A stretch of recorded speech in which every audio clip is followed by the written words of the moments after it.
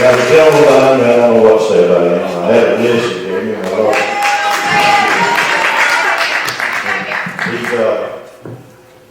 Well, that's what I'm telling you. I was lucky enough to be put into the Rockabilly Hall of Fame last August.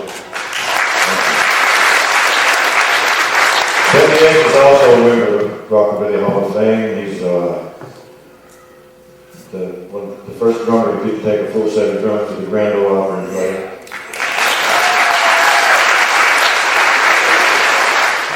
Johnny Cash called him father of the drums. My daughters call him Daddy Fluke.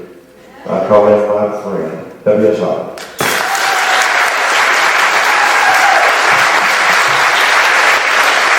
Thank you, Bob. That's quite an introduction there. I wasn't sure he was talking about me. I actually started in music business in 1954 with Carl Perkins and his two brothers. We lived over in Jackson, Tennessee, where I still live. One day we decided to get in my own red car and drive over to Memphis and meet Saltillo, and we did. He liked what he heard. That was our first recording. A few months after that, I quit what I was doing.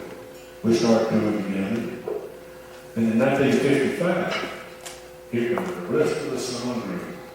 John Cash, Jerry Lee, Roy Austin, Sonny Burns, and the Pastures.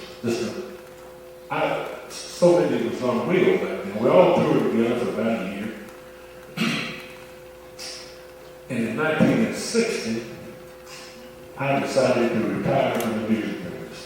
I've been in it 6 years, done everything I figured I would ever do. Joyce and me was just getting married, so I was going to quit the music business and get a real job.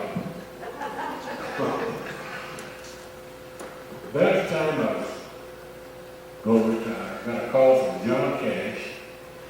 I met him in 1955 in the Sun Studio, and we worked the tours together, but he didn't have a drum. A lot of the guys didn't have drums. Some of them started having like to have drums. Sonny Burgess and Carl Perkins wasn't all that smart. They had drums and they bought. So at that time, Johnny got his first big booking in his career up in a week in Atlantic City in Steel Pier. And a week at the Three Rivers Club in Syracuse, New York. So he called me to go with him. He said, I don't need the two guys to make enough noise. I need you to make more noise in the building. So I went with him and put off my job for a couple of weeks. We was on the second week of the tour coming down to Atlantic City. John said, everything's working pretty good. So I'd like you to work with me occasionally. And I said, well, that'd be neat, but I'm quitting the music business. I can't make occasionally. Getting married, and probably going to need some grocery and gas money.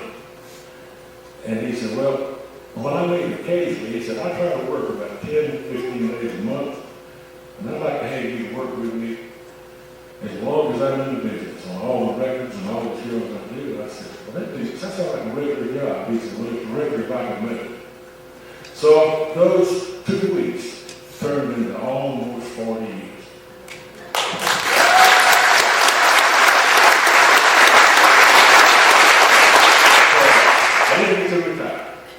Then in 1968, Luther Perkins passed away, and we met Bob. And Bob, do you realize that it's almost 10 years that me and you have been doing this? If we can make it 2 more years, 1 more year, 40 years, and we've been putting up with each other. That's hard to believe. I don't think they'll realize that for just a minute. I'm quitting. All those years after going to John, my wife Joyce kept on every so often. You need to record a drum solo. Nobody cares about drum solos. Nobody cares about drums. Johnny Cash and Sonny Burns. Elvis didn't have drummers back then. But after John in 97 got sick and couldn't play anymore. All the band went different ways. And me and Bob got together and said, we want to record some things that we played on all our life. And I didn't know it, and Bob didn't know it, he could sing them so good. So we went to the studio and recorded it for the CD, caused us to not be able to retire again. But I finally listened to what George was saying, and I went back over Memphis, a little over 50 years later, set up in the same spot I started in 1954. Some friends joined me that's here tonight, and I'm so proud of them.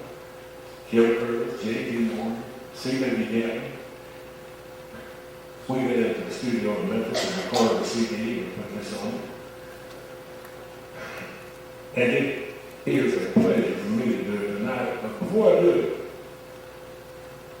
Bob talked about the movie.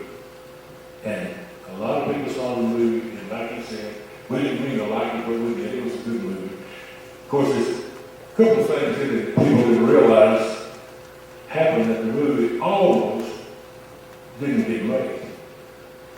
They like to never found anybody to play my part as pretty as I was in 1965. But all these years, Joyce has been with, and 2 days ago, Valentine's Day, is that 2 days ago? Yeah, seems like it's been a month. Was our 47th anniversary. She's been doing that.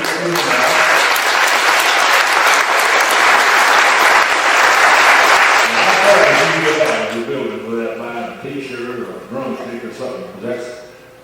That's what she does with us now. She goes everywhere we go, and I think Bob and me and the families are having more fun than we've ever had in our lifetime. And the reason we're doing it is people like y'all coming to see us, and we're really glad to be here. Back to the drum solo. Now, we did a thing called drum line, and if you don't like it, it's okay. It lasts a couple, 3 minutes. It's all Joyce's fault, as you got to hear. So, are y'all ready?